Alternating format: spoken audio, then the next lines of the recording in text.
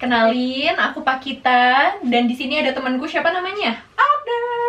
Oke, ini nada ngomongnya aja udah penyanyi banget ya. Kalau nggak salah nama panjangnya Agnes Mo ya. Mau makan. Oh, mau makan ya. Oke deh. Apa nih, Tak? Ini apa? Kok aku tiba-tiba di sini celing gitu. Oh iya. Jadi gini Nes. PPI Halo ini udah punya podcast.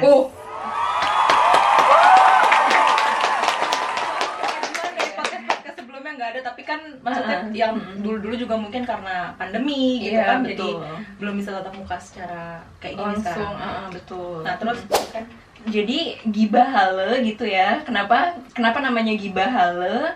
Kalau gibah nih kamu gimana? Kalau misalnya denger gibah terus gimana dong? gibah tuh agak berat sih, Tak. Karena yang aku tahu gibah tuh secara esensinya itu ngomongin orang di belakang. Tapi di sini ngomongin orang di depan. Iya betul. Betul. Jadi itu nggak salah. Ngomonginnya itu udah betul sih. Betul. Tapi kita ini lebih ngomongin ke pengalaman anak-anak Indo yang ada di Hale. Lebih ke kayak Oke, gitu sih. atau Nes, mungkin betul kamu ya. punya cerita-cerita yang gitu-gitu. Iya, yang gitu-gitu tuh apa tuh maksudnya? Yang bisa diceritakan. Oh iya betul. Oke, sebelumnya satu dunia ya baru dapat kabar duka dari Inggris bahwa Ratu Elizabeth yang kedua baru saja tanggal 8 kemarin meninggal dunia di usia yang ke-96 tahun setelah 70 tahun memegang tahta. Beliau meninggal juga karena sepertinya kayak faktor usia, Tak. Kamu tahu kan? Ini maksudnya 96 tahun ya. jadi kayaknya udah faktor umur juga dan mempengaruhi kesehatan juga gitu. Di hari yang bersamaan juga mau ngucapin kalau misalkan selamat atas naiknya Pangeran Charles ya dari pangeran jadi raja. Iya. Gitu, karena di saat yang bersamaan harus naik juga tahta gitu. Jadi kita satu PPI Hale ini nih mengucapkan bela sungkawa ya, Nes ya. Terutama untuk negara, maksudnya masyarakat di Britania Raya dan negara-negara persemakmuran kayak Kanada, terus kayak Papua Nugini dan lain sebagainya. Oh iya, satu lagi. Tahun lalu itu Pangeran Philip juga meninggal. Jadi nyusul suaminya Queen Elizabeth nih meninggal tahun lalu. Jadi menyusul. Saking mungkin udah soulmate banget dan bucin banget. Jadi cuma selang satu tahun nih gitu menyusul beliau. Mungkin kalau pengalaman identik yang kayak begini di Indonesia mungkin kayak Habibie sama Ainun gitu kali ya, Nes ya. Iya, benar-benar ya sama lah. Mereka semua berdua public figure gitu kan. Di Indonesia kita punya B.J. Habibie dan ya almarhumah Ibu Ainun, dan mungkin untuk dari sisi kerajaan ya ada Pangeran Philip dan Ratu Elizabeth. Iya. Nah, ngomongin soal soulmate, dalam konteks ini ya, apa yang pertama kali kamu ada di otak kamu tentang kata soulmate? Soulmate. Kalau buat aku soulmate tuh ada sih, Nes. Kan mungkin sebagian ada yang nggak ada soulmate mah gitu ya. Kalau buat aku soulmate tuh ada, tapi soulmate itu mesti diciptakan bukan ditemukan, Nes. Kalau buat aku ya. Soalnya misalnya nih soulmate itu kan belahan jiwa ya. Untuk bisa kita dapat belahan jiwa kita nanti yang bisa nemenin kita sampai mau memisahkan gitu ya, kita kan nggak mungkin bisa ketemu sama yang semuanya tuh cocok banget gitu, pasti adalah sebagian halnya yang nggak cocok gitu. Nah, untuk bisa hubungan itu tumbuh, pasangan ini tumbuh dalam ketidakcocokan, itu ya mesti diciptakan gitu. Ininya, toleransinya, acceptance-nya gitu. Nah, kalau buat kamu, Nes, soulmate tuh ada nggak, Nes? Ada, harus ada sih menurutku. Cuma tadi yang kamu sempat bilang kalau soulmate itu diciptakan. Iya. Itu aku setuju sih, karena menurutku soulmate itu kan gimana kitanya ya, Tak. Jadi sebenarnya bukan gambaran, maksudnya kayak cermin tuh nggak juga sih gitu. Karena tadi kamu bilang bahwa nggak bisa 100% sama gitu. Kalau cermin kan sama gitu, tapi kita bisa meng-create kita tuh mau soulmate seperti apa gitu. Karena kalau aku diposisikan, misalkan aku pengen punya soulmate yang dia begini, ya aku harus setidaknya menjadi orang itu gitu. Itu mungkin maksud kamu yang tadi meng-create gitu kan, atau menciptakan gitu. Pangeran Charles, terus siapa lagi? Ratu Elizabeth, terus ada tadi almarhum B.J. Habibie dan almarhum Ibu Ainun. Ini aku bilang sih udah level bucin yang bucin banget gitu menurut aku ya. Kamu ada nggak sih Nes temen yang bucin gitu Nes? Di mana nih? di Halo dong, kita kan di lagi Gibah Halo kan ngomongin anak-anak Halo kan. Iya, ada nggak Nes? Ada deh kayaknya tak. Ada beberapa orang yang aku kenal ada. Ini anak Halo nih ya. Anak Halo. Kalau nggak salah di sini juga. Di sini juga. Anaknya ya, masih di sini, di dekat sini. Kalau nggak salah di situ gitu loh, duduk di situ. Bucinnya kayak gimana tuh Nes, temen kamu Nes? Kayaknya dia tuh kalau nggak salah suka masakin cowoknya. Oh, suka masakin ini cewek ya, cewek temenku nih cewek gitu. Dia suka masakin cowoknya gitu. Jangan tersinggung siapapun itu. Ini aku tahu gitu. Oke, jadi di sini mungkin bucinnya lebih ke yang kayak act of service gitu. Mungkin love language-nya itu emang ngasih pelayanan. Bener. Gitu ya. Pelayanan maksudnya di sini gini. Ya tadi kayak makan atau mungkin apa yang lain gitu. Jangan diartikan yang lain. Nah, love language kamu tak? Itu kan tadi kamu bilang love language-nya itu dia act of service. Betul, gitu kan. Nah, betul. kamu tuh apa love language-nya? Aku ada 2 love language yang paling utama gitu ya. Okay. Love language yang satu itu tuh yang ini loh Nes, yang physical attack. Physical ya. Apa physical? Apa? Betul, lebih ke physical touch kalau aku touch. gitu. Okay. Habis itu yang kedua quality time. Oke. Jadi kamu quality time sambil physical. Tapi bener kan, tadi quality time kan pasti berdua. Iya biasanya. Kalau ini kan konteksnya pasangan kan. Gitu. Kalau sama temen kayaknya aneh dipegang-pegangan. Quality time berdua tapi kayak kok pegang-pegangan enggak deh. Tapi aku pun ke temen juga kayak gitu. Jadi misalnya ketawa itu tuh kayak nggak sengaja suka megang gini gitu. Kayak gitu. Kok enggak ya, Tak? kamu emangnya apa love language? Itu tadi kan soal temen dan pasangan. Kalau aku love language-nya itu suka ngasih surprise dan aku suka dikasih surprise. Receiving gift kalau nggak salah gitu. Jadi ada satu cerita nih lucu banget sih waktu SMA. Ya dulu pacaran lah. Terus kita ulang tahunnya deket. Literally sedekat cuma beda seminggu. Oke. Nah, terus dia tuh mau ngasih surprise aku. Jadi aku posisinya tuh lagi di luar nih. Aku lagi di luar dan dia tuh mau ngasih surprise aku gitu. Dia mau ngasih surprise aku. Tapi dia tuh berdiri di belakang pintu, yang pintunya tuh sela-sela pintunya tuh kelihatan dong. Tahu dong dari luar. Iya kok gitu. Lilin tuh gitu. Kayak gue ulang tahun nih. Gue udah tahu nih gue mau di surprise gitu. Jadi waktu masuk kelas, terima kasih. Padahal kayak kayaknya buat gue gitu karena aku udah tahu gitu. Jadi nah tapi so far sih yang aku tahu kalau aku emang suka ngasih kejutan aja. Tiba-tiba ini ya nggak tahu lah, emang suka ngasih kejutan aja karena menurutku ekspresi dari orang saat dikasih kejutan itu tuh kayak meskipun mungkin dia udah tahu atau enggak, cuma kan setidaknya kayak seneng banget gue bisa ngirimin orang sih. Oke. Udah gitu juga aku banyak temen juga nih Nes yang menjalani hubungan itu tuh long distance gitu. Kamu ada pengalaman long distance relationship nggak?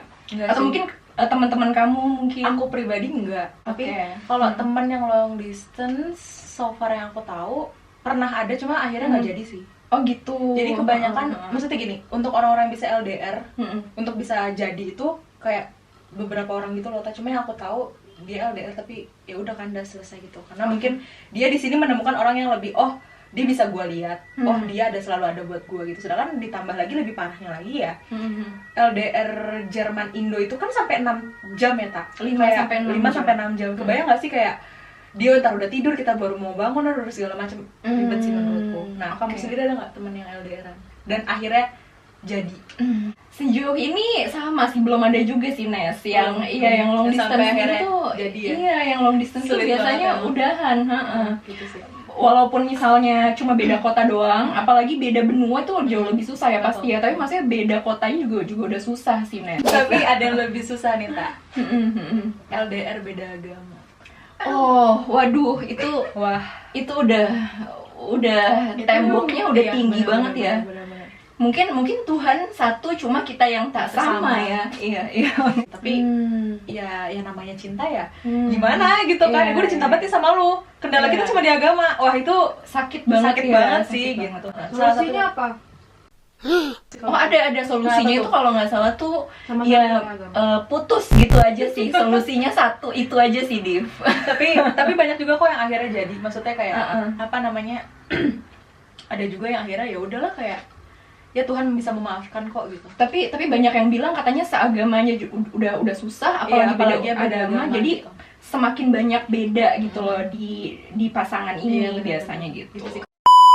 Kalau nggak salah nih, setelah lulus kuliah nanti ya setelah kamu lulus kuliah, kamu pengen menemukan soulmate kamu. Misalnya sama cowok yang bisa cocok sama kamu gitu ya.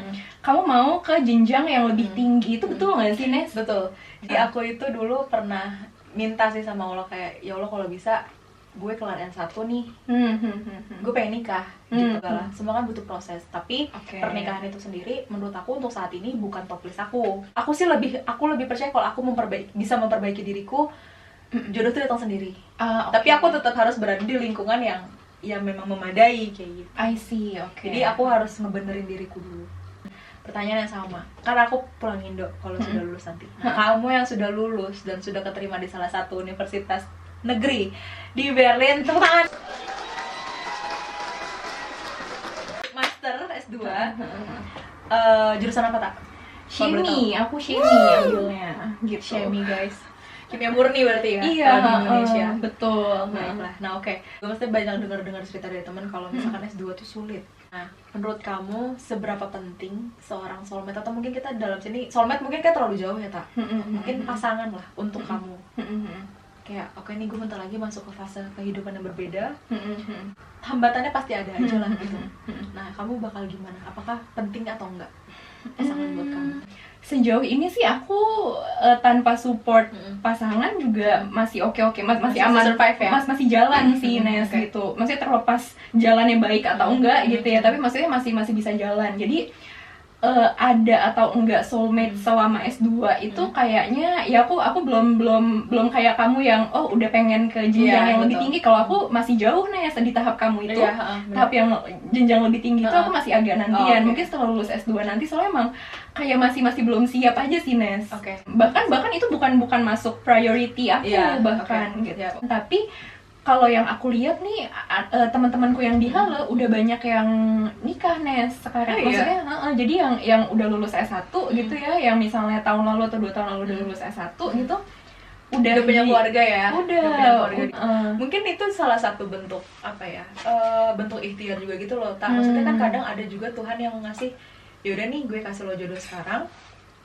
Ya, maksudnya, ya lu jalan nih sama jodoh lu. Tapi kan ada juga yang dia mesti ngelewatin dulu masa sendirinya gitu, baru nanti jodoh itu baru nanti gitu. Jadi ada juga yang misalkan dia kuliah bareng-bareng gitu kan, kuliah bareng-bareng, terus akhirnya udah nih ternyata gue udah tahu keseharian lo seperti apa, gue tahu struggling lo seperti apa, ya udah sama-sama tahu kan. Pada akhirnya kan kita kan cuma nyari orang yang bisa nerima kita, ya nggak sih? Itu doang yang bisa kita cari gitu kak. Ya itu tadi sih menurutku.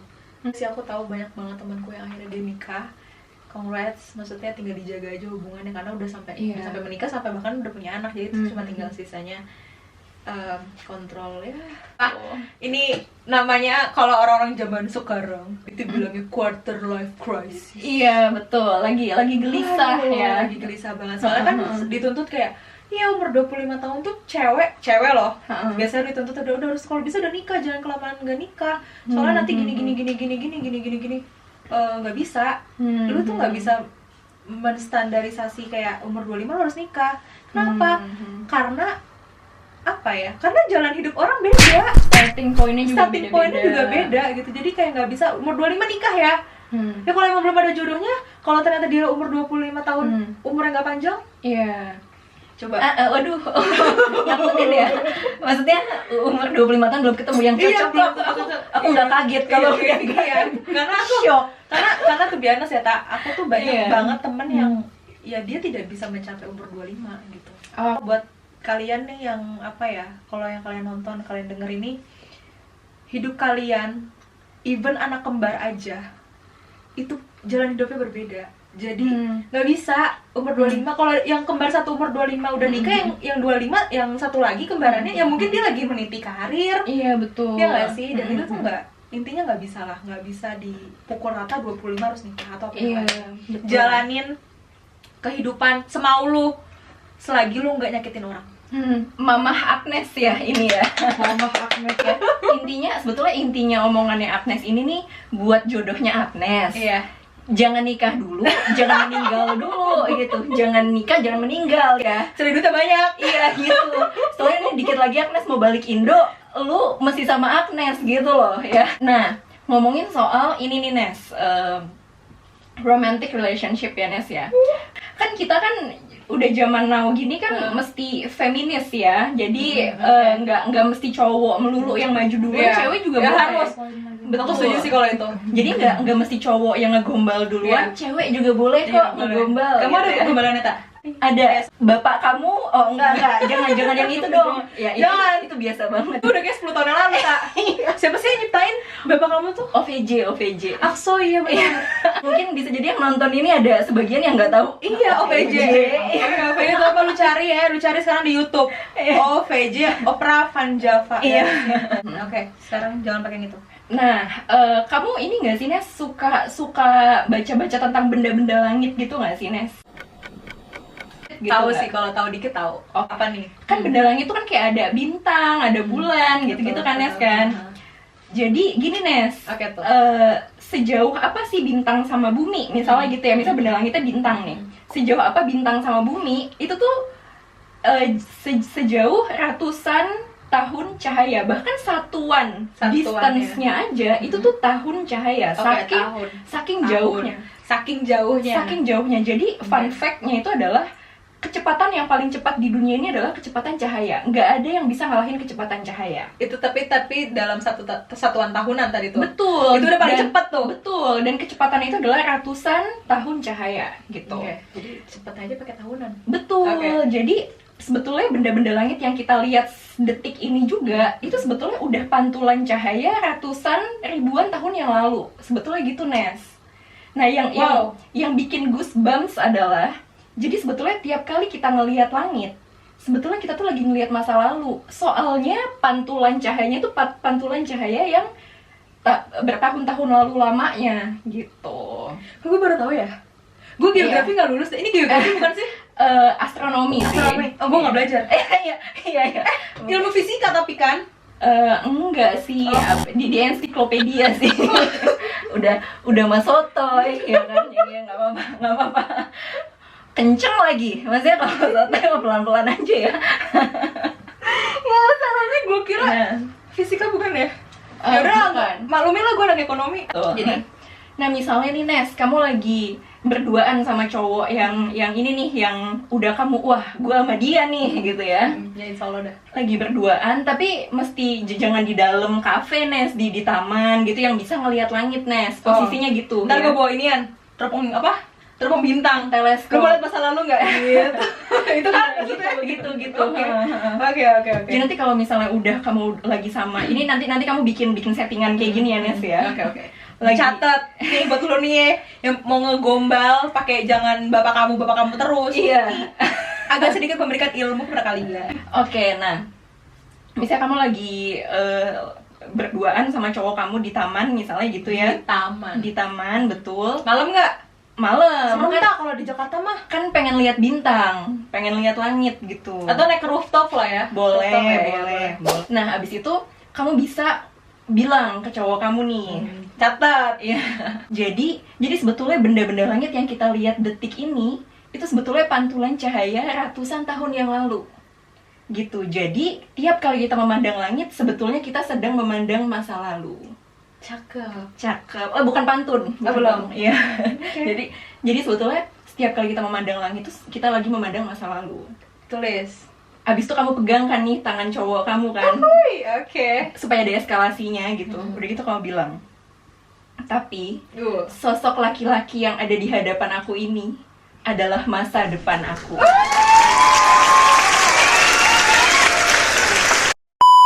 Jadi gitu Nes tadi gombalannya. Jadi gombalannya yang kelihatan kamunya intelek gitu, kayak wah ini si Agnes nih tahu nih tentang ilmu benda-benda langit nih gitu.